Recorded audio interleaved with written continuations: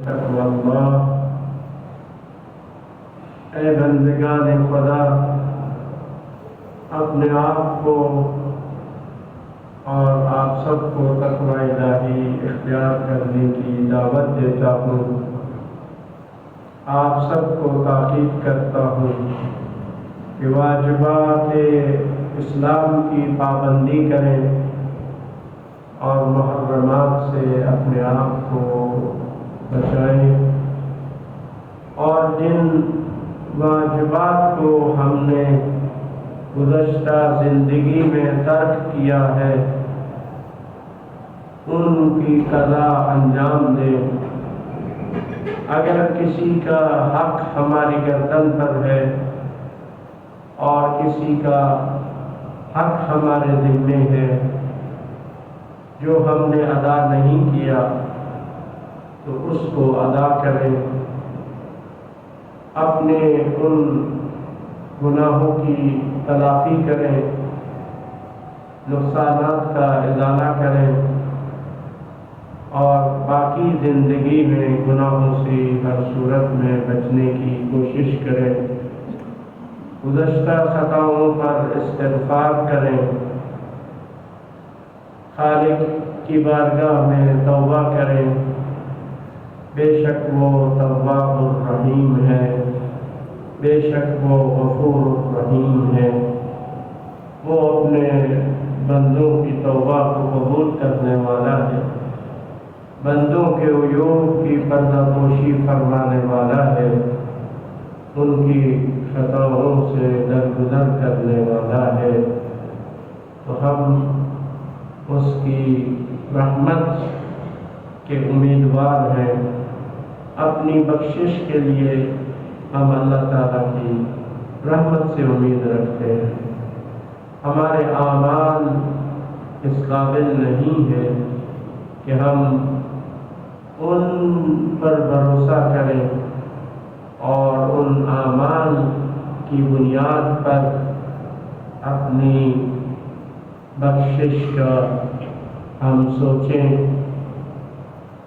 بلکہ اگر وہ ہمارے اعمال قبول فرما لے تو یہی اس کا لطف و کرم ہے، اس کا فضل و احسان ہے، اور ہم اس کے فضل و احسان کی امید رکھتے ہیں کہ وہ اپنے عظیم فضل و احسان سے ہمارے اعمال کو قبول فرمائے اور اپنی رحمت واسعہ سے، اپنے لطف و کرم سے ہمارے گناہوں کو معاف فرمائے اور ہمیں اپنے جوار رحمت میں جگہ عطا فرمائے۔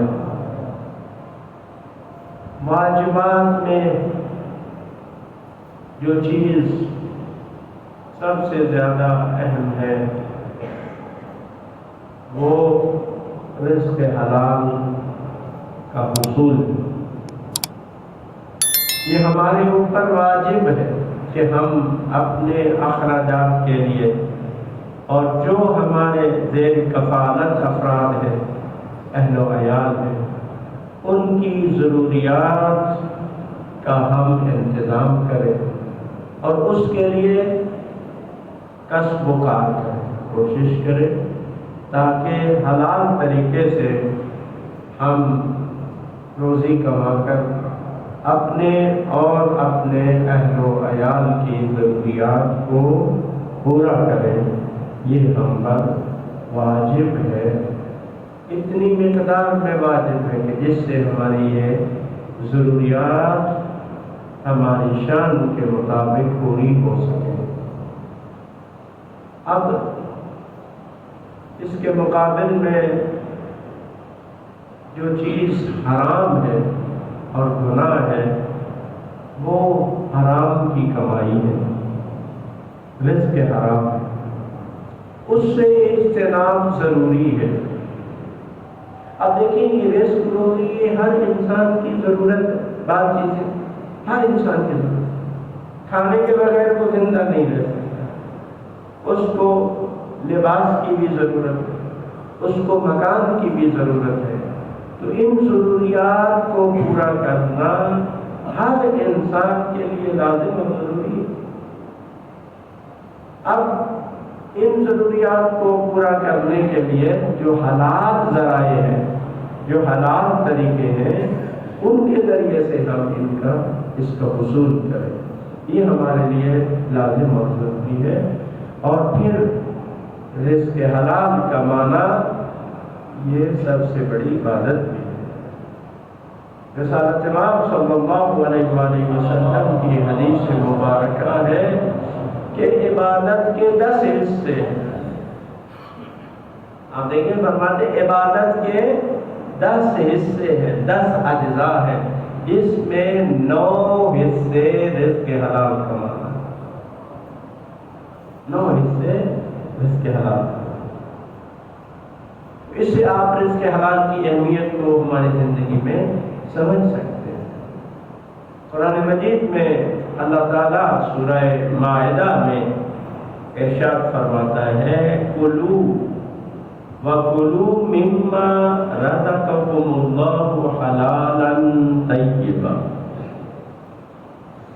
کہ اس رزق میں سے کھاؤ، حلال کھاؤ اور پاکیزہ کھاؤ، 2 چیزیں، حلال بھی ہو طیب بھی ہو۔ کہا کہ یہ رزق جو ہے وہ کھاؤ، اور رزق حلال کے لیے حکم ہے کہ دعا کرو۔ آپ دیکھیں جتنی بھی ہماری دعائیں ہیں، روزانہ کی دعائیں ہوں یا دیگر دعائیں، ان میں سے یعنی ہر ایک میں تقریباً رزق حلال کی دعا ہے۔ پروردگار ہمیں رزق حلال عطا فرما، اللہم ارزقنا رزقا واسعا وحلالا طیبا، کہ وسیع رزق خدایا عطا فرما اور حلال اور پاک رزق ہمیں عطا فرما۔ تو حلال کی شرط ہے، حلال ضروری ہے، حرام سے اجتناب ضروری ہے، اور حرام کی کمائی میں بہت زیادہ نقصانات ہیں اور گناہ ہے۔ حتیٰ جس طرح پچھلے ہفتے بھی ایک حدیث بیان کی تھی آپ کی خدمت میں کہ حلال کی جو کمائی ہے وہ کتنی اہم ہے۔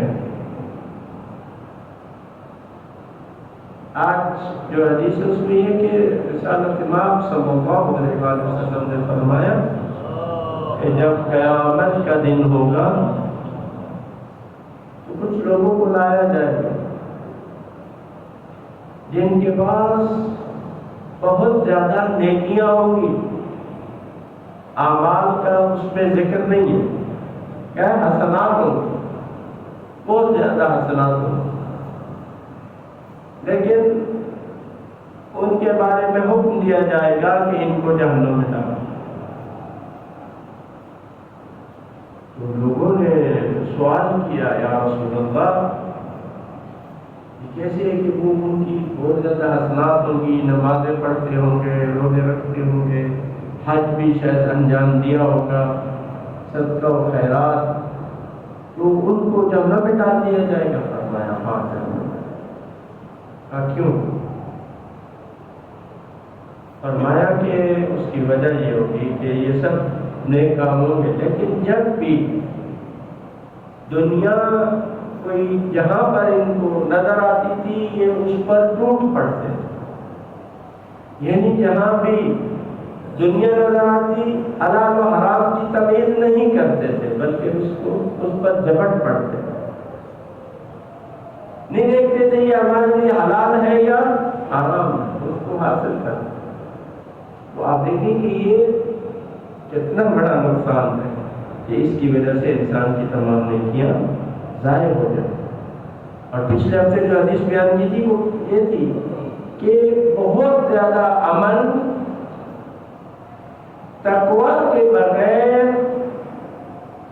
اگر بہت زیادہ عمل انجام دیا وہ تقویٰ کے بغیر ہو، فرمایا اس سے وہ عمل بہتر ہے جو تھوڑا ہو لیکن تقویٰ کے ساتھ، اور اس کی وضاحت کی تھی، اور اس میں یہی تھا کہ وہ حرام کا جب بھی ان کو موقع ملتا ہے وہ اس پر گر پڑتے اور اس کو لے لیتے۔ یہ ہے رزق حلال کی اہمیت اور حرام سے اجتناب کی اہمیت ہے۔ ام عبداللہ ایک خاتون ہے، یہ شداد بن اوس کی بہن تھی، یہ انصاری تھے، مدینے میں رہتے۔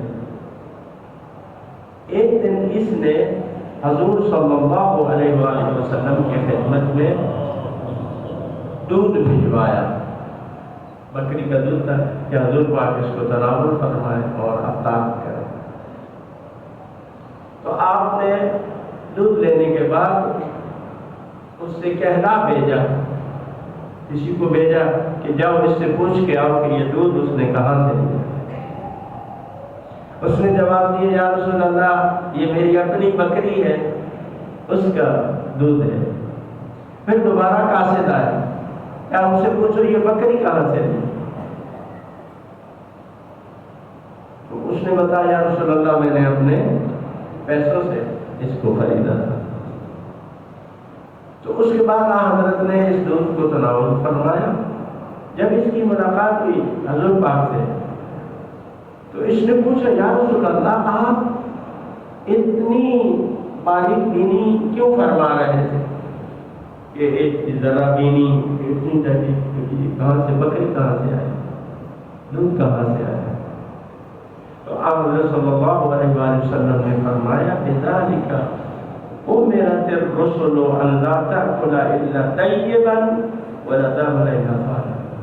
کیونکہ رسولوں کو یہ حکم دیا گیا ہے کہ وہ کوئی ایسی چیز نہ کھائیں جو پاک اور طیب نہ ہو، حرام۔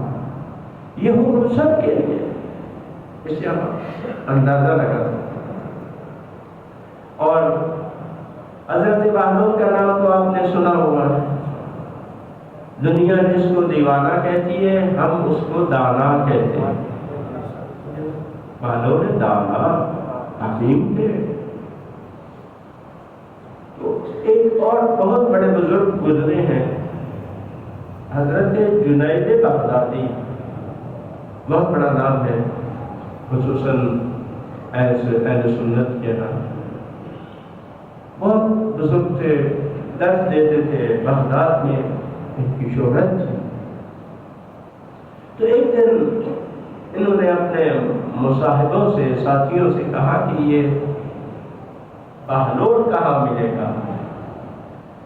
انہوں نے کہا وہ دیوانہ ہے اور لکڑی کا وہ گھوڑا بنا کے گلیوں میں پھرتا ہے اور اس طرح سے اٹھ پٹانگ باتیں کرتا ہے۔ ان کو کہا جو کہ مجھے اس سے ملنا۔ تو لوگوں نے بتایا کہ وہ بغداد شہر کے باہر جو قبرستان ہے وہاں پر عام طور پر ملتا ہے۔ تو یہ اپنے ساتھیوں سمیت وہاں پر چلے گئے۔ حضرت بہلول وہاں پہ تشریف فرما تھے۔ اس نے جا کر سلام کیا، انہوں نے سلام کا جواب پوچھا آپ کون ہیں؟ تو اس نے کہا کہ میں جنید بغدادی ہوں۔ کہا وہی جو لوگوں کو درس دیتا ہے؟ کہا ہاں سرکار میں وہی ہوں۔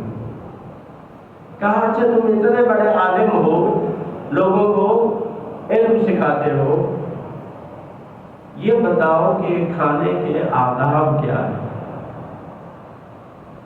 اس نے کہا یہ کھانے کا آداب یہ کہ جب کھانا ہے بسم اللہ الرحمن الرحیم پڑھ کے کھایا جائے، ہاتھ دھوئے جائے، اپنے سامنے سے کھانا کھایا جائے، چھوٹے چھوٹے لقمے اٹھائے جائے، ٹھیک ہے نا؟ یہ جو روایات میں بھی اور کھانے کے آداب بیان ہوئے ہیں، گرم کھانا نہ کھایا جائے، اپنے سامنے سے کھانا کھایا جائے، اور کھانا کھانے کے بعد الحمدللہ رب العالمین کہا جائے۔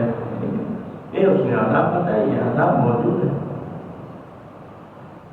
تو حضرت بہلول نے جواب دیا، اپنے آپ کو اتنا بڑا عالم کہتے ہو، تمہیں کھانے کے آداب کا بھی پتہ نہیں ہے۔ یہ کہا اور اٹھ کر چل پڑے، چلے گئے کہیں اور جا کے بیٹھ گئے۔ لیکن اس نے پیچھا کیا اور پھر جا کے بیٹھے، پھر جا کے سلام کیا، کہا کہ میں جنید بغدادی۔ اچھا وہی جس کو کھانے کے آداب کا پتہ نہیں ہے، کہا ہاں جی میں وہی ہوں۔ اچھا چلو کھانے کے آداب کا پتہ نہیں ہے تو بتاؤ کہ سونے کے آداب کا پتہ ہے؟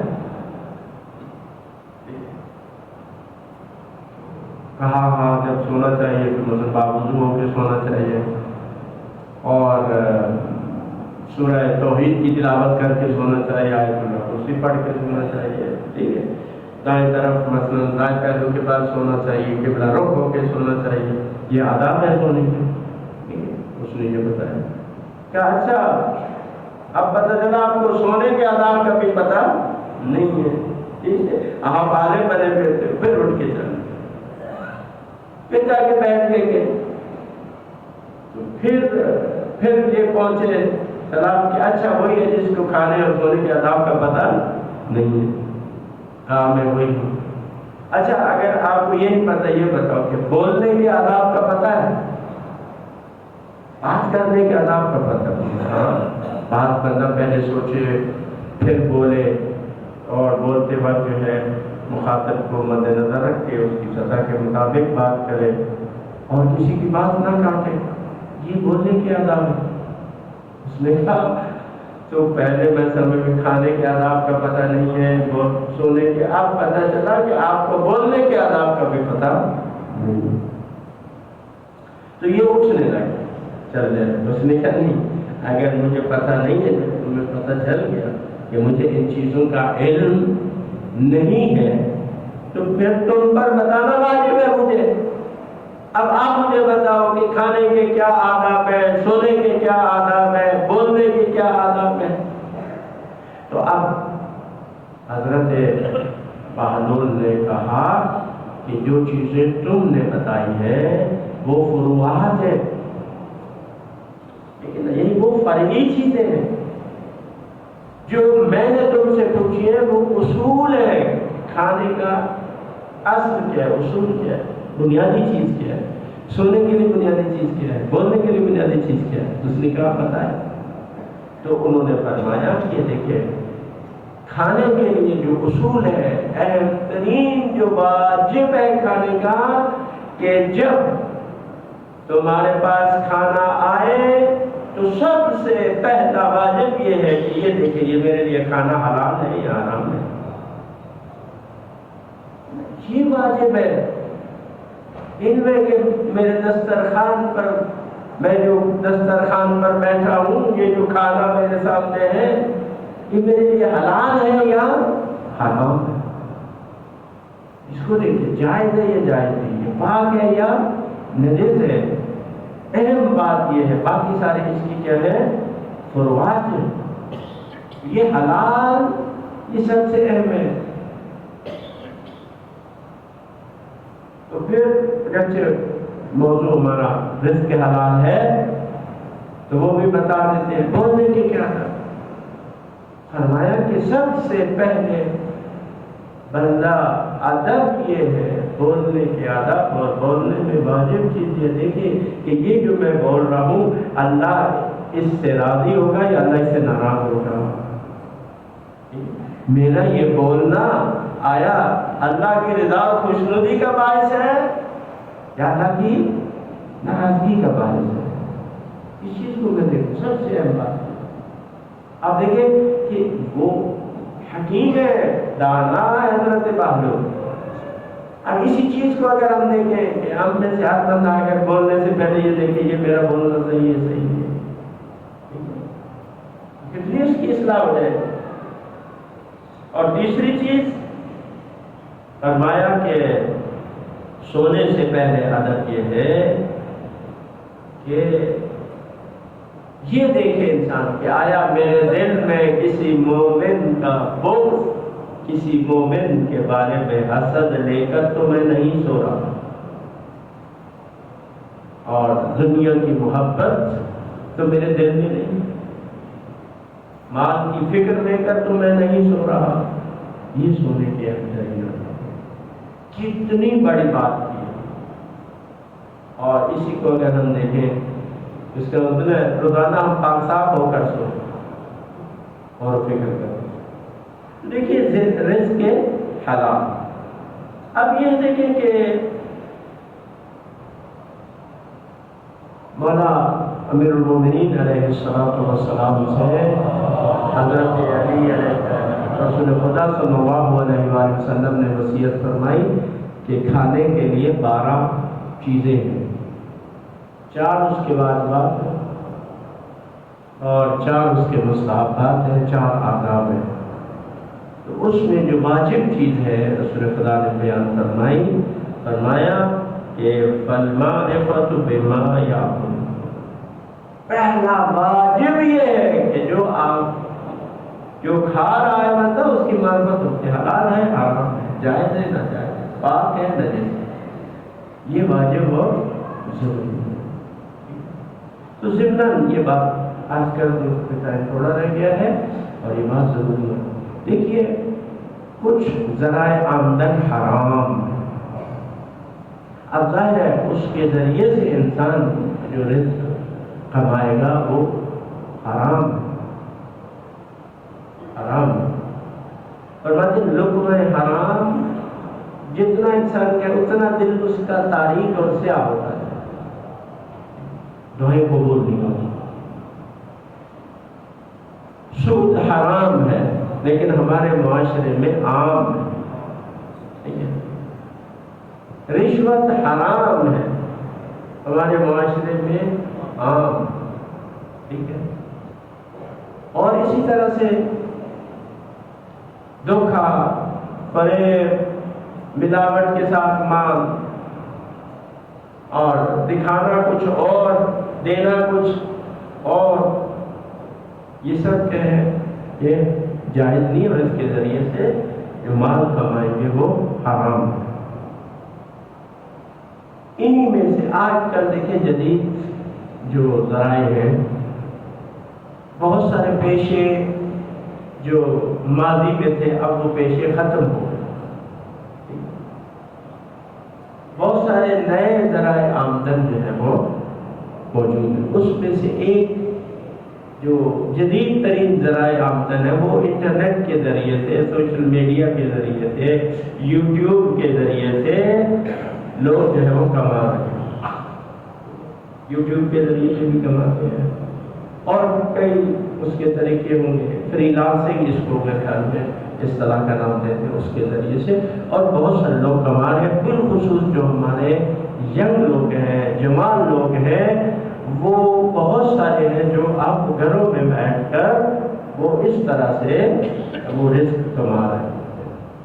بہت اچھی بات ہے اور اس میں کوئی ممانعت نہیں، لیکن اس میں ان کو خیال رکھنا چاہیے کہ اس میں وہ حرام کے مبتلا نہ ہو۔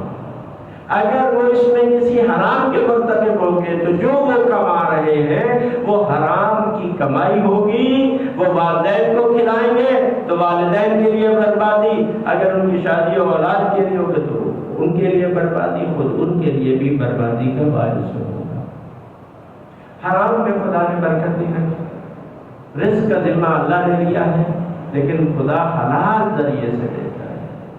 جو رزق ہمارے حصے میں وہ ہمیں مل کر رہے گا، لیکن ہمیں سعی و کوشش، ہاتھ پاؤں پھیلانا پڑیں گے، اس میں دیر ہو سکتی ہے، لیکن یہ نہیں ہے کہ وہ ہمارا رزق خدا ہمیں نہ دے۔ جب وہ پتھر کے نیچے ایک چھوٹی سی چوٹی کو بھی رزق پہنچاتا ہے تو ہم تو اشرف المخلوقات ہیں، خدا ہمیں بھی ضرور رزق دیتا ہے۔ لہذا یہ بات میں اپنے جتنے بھی ہمارے نوجوان دوست ہیں، خصوصاً جو آئی ٹی سے ریلیٹڈ ہے، سوشل میڈیا سے ریلیٹڈ ہے، یہ ایک بہت بڑی کمائی کا اب ذریعہ ہے، ذریعہ آمدن ہے، اس میں وہ اس بات کا لحاظ رکھیں کہ کوئی حرام کام کے مرتکب نہ ہو اور کسی بھی حرام ذریعے سے نہ کمائے۔ مثلا اس کا مصداق کیا ہو سکتا ہے حرام کی کمائی؟ کہ اگر ایسی فلمیں، ایسے فوٹو، ایسی باتیں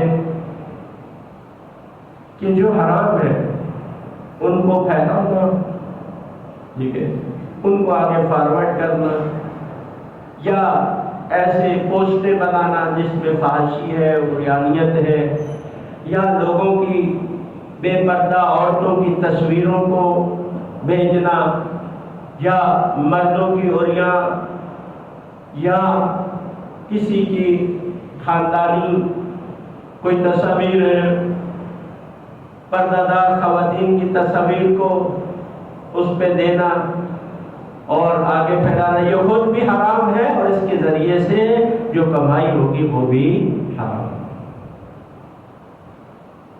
ہمیں خود بھی احتیاط کرنی چاہیے کہ خصوصاً خواتین کے لیے کہ وہ سوشل میڈیا پہ، اب اس کے کئی ہے، فیس بک ہے، پتہ نہیں ٹویٹر ہے، اور اس انسٹاگرام ہے، پتہ نہیں کیا کیا چیزیں اس میں ہیں، پھر ٹک ٹاک ہے، واٹس ایپ ہے، ان تمام جو چیزیں ہیں، اس کے علاوہ بھی بہت ساری چیزیں جن کا ہمیں پتہ نہیں ہے، تو اس میں ویڈیو بناتے ہیں، آڈیو بناتے ہیں، یا تصاویر کوئی بھیجتے ہیں یا کوئی پوسٹ بناتے ہیں، تو اس میں خلاف اسلام کوئی پوسٹ اگر بنا کے وہ اس کو بیچتے ہیں تو بھی حرام۔